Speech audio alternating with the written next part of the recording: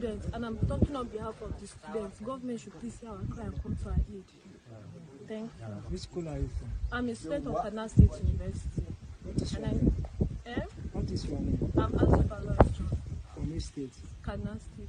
Where are you studying? I'm schooling in Hannun State University. Which course? Agriculture. In next to correct. Women. I'm glad it's booming. An ex-staff of Defense Industries Corporation of Nigeria. What happened on Monday was needless if the government would have a listening ear and accede to what the populists are talking about. Oh, my name is Adedeji. I was going to Kaduna for eye treatment.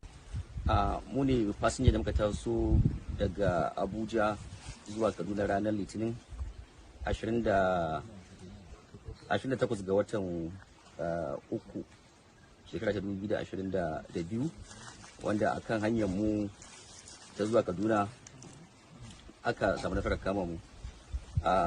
Tun daga lokaci zuwa yanzu muka ɗauka san irin halin da muke ciki. Akwai mata da ƙananan yara, akwai tsoffi wanda yake ba su da lafiya, akwai mu karan kanmu wanda yake shekaru sun fara tafiya, muna cikin wani irin hali na ƙada kai.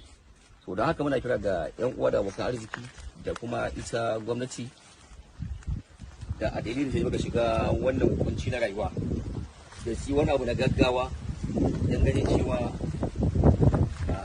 mun kai ga kiran lafiya. Assalamu alaikum. Ƙarin bayanin da zan cewa shine akwai ƙorafe da suke da shi, ya kamata gwamnati ta neme su, ta ji ƙorafinsu kuma ta samu ta warware musu al'amuran da suke damun su.